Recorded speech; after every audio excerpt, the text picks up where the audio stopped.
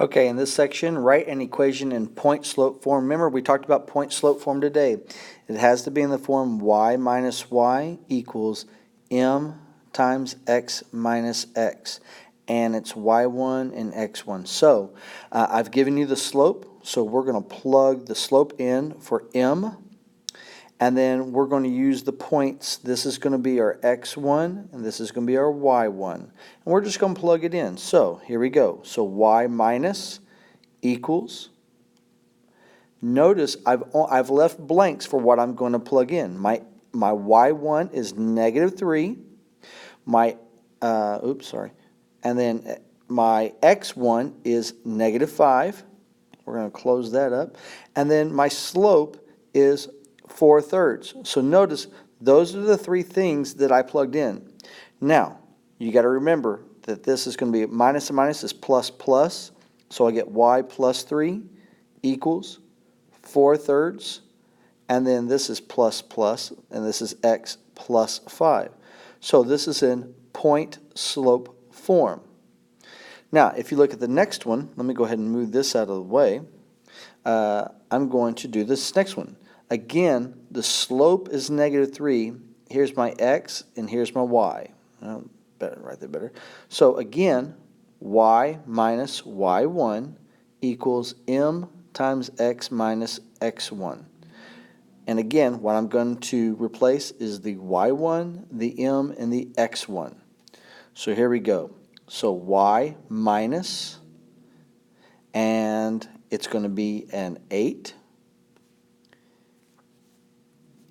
Equals, my slope happens to be negative 3, and then it's going to be x minus, and then that turns out to be 0. Now x minus 0 is 0, so basically I can rewrite it as y minus 8 equals negative 3, and x minus 0 is x. So y minus 8 equals negative 3x. Actually, leave it as this right now. That way I can see the point that I'm using in point slope form. Okay, in this particular section, we're going to graph the line described by each equation. Okay, now, I've given it to you in point slope form. Here's my slope. That's my m. So m is negative 2. Remember, it's negative 2 over 1. The point I'm looking at is the 2 and the 1. Notice that it's x minus y minus. So let me erase that. Remember, what you're looking for is this. Y minus x1. I'm sorry. I take that back. Y minus y1 equals m times x minus x1. All right? So my x1 is my 2. My y1 is the 1, and I'm going to plot that point 2, 1. So 2, 1 be about right here, and I'm going to use the slope of negative 2, 1 to plot another point. So I'm going to go down 2 to the right 1, down 2 to the right 1. Now, inversely, I can go up 2 to the left 1. So notice I went down 2 to the right 1, down 2 to the right 1, or up 2 to the left 1, up 2 to the left 1. And then I'm just going to connect the points. So I'm going to draw the best I can. Oops. There we go. And that is how you graph the line described. Now let's look at number 4. In this case, it's a little bit different, so I'm going to show you. So y minus and x minus x1. M y1 equals. Now, if you notice here, it's a little different. It's the opposite here. So remember, these are opposites. So when I do my x comma y, I have to think, what gave me plus 1? Well, that's going to be opposite. So the x is going to be a negative 1. The y is going to be a negative 3. And the reason being is because when I have y minus a negative 3, That gives me y plus 3 because it's plus plus. And then on the x, when I have x minus a negative 1, that gives me, again, plus plus. Therefore, that gives me x plus 1. So as you can see, I'm taking the opposite. So I'm going to use negative 1, negative 3. I'm going to plot that point. So negative 1, negative 3. So it's going to start right here. And then I'm going to use my slope. The slope is 2. So my slope is 2, which is 2 over 1. And I'm going to go up 2 to the right 1. And I'm going to plot a point. And then I'm going to go up 2 to the right 1 again, plot another point. And I really just need those 3 points, and now I can just draw a line. And there you go. Now, in this particular problem, write the equation that describes the line in slope-intercept form. So, again, we want to put in y minus y1 equals m times x minus x1. That's kind of dark to see, so let me try to erase that. Alright, so now let's try this in bright colors. So y minus y1 equals m times x minus x1. I'm going to plug in what I have. Now, here is number 5. Okay, I'm going to plug in y minus equals slope and then x minus. So on number 5, basically my slope is negative 4. My x is 2. My y is negative 1. So I can rewrite that as y plus 1 equals negative 4 x minus 2. And that would be number 5. Okay, let's move that out of the way. Let's do number 6.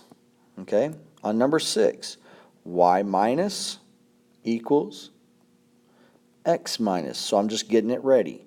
The y value is the 3. The x value is the negative 2. And the slope is 1/4. Let's clean it up. Y minus 3 equals 1/4 x plus 2, because that becomes a plus plus. And that's number 6. Let's move that out of the way. Now, on number 7, it gives me 2 points. So I have 1 point. Now I just need a slope to put in slope form. Now, I'm going to prepare this. I'm going to put y minus, and I'm going to use this point here. So y minus 1 equals my slope times x minus 2. Now, if you notice, the only thing that's missing is my slope. So I'm going to use these 2 points. Remember, slope is equal to y minus y over x minus x. So I'm going to do 6 minus 1 over negative 3 minus 2. And that gives me 5 over negative 5, which is negative 1. So I'm going to put that negative 1 right there. And there is my slope-intercept form.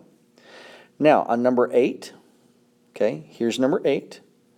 Again, same thing. I'm going to use this point. So y minus a negative 5 equals, I'm going to leave room for the slope, and then x minus 0. I'm going to come over here, I'm going to find my slope, so I'm going to do negative 5 minus negative 3, so negative 5 minus a negative 3, over 0 minus 6. So minus minus is plus plus, so negative 5 plus 3 is negative 2. 0 minus 6 is negative 6. That becomes a positive 1/3.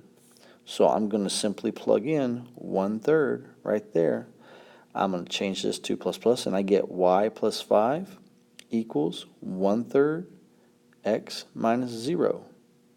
And there's my slope-intercept form.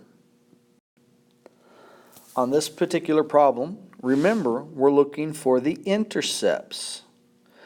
Now, I'm going to let you try to figure this one out. I've got 2 points. With these 2 points, I'm going to give you a hint. You can find the slope. Okay?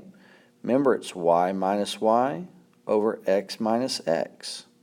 Y minus y over x minus x. Now, you also have the formula of y minus y1 equals m times x minus x1. I'm going to let you see whether or not you can come up with the intercepts. Remember, your intercepts are going to be 0, y, and x, 0. Okay? So remember, this is my y-intercept. This is my x-intercept.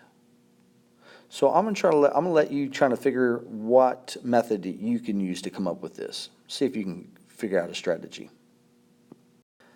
On this particular problem, it says write an equation in slope-intercept form that represents the function. So you need a slope and you need an intercept. Okay? So what is slope-intercept form? Not point-slope form, slope-intercept form. So y equals mx plus b.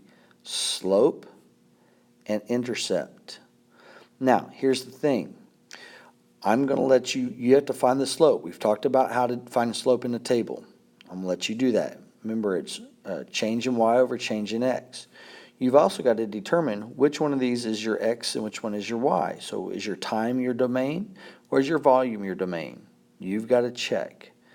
Then you also have to be able to use your y minus y1 equals m times x minus x1. So now you have at least one point. You can find the slope. So you're going to utilize this. That's all I'm going to tell you on this. I'll show you more tomorrow.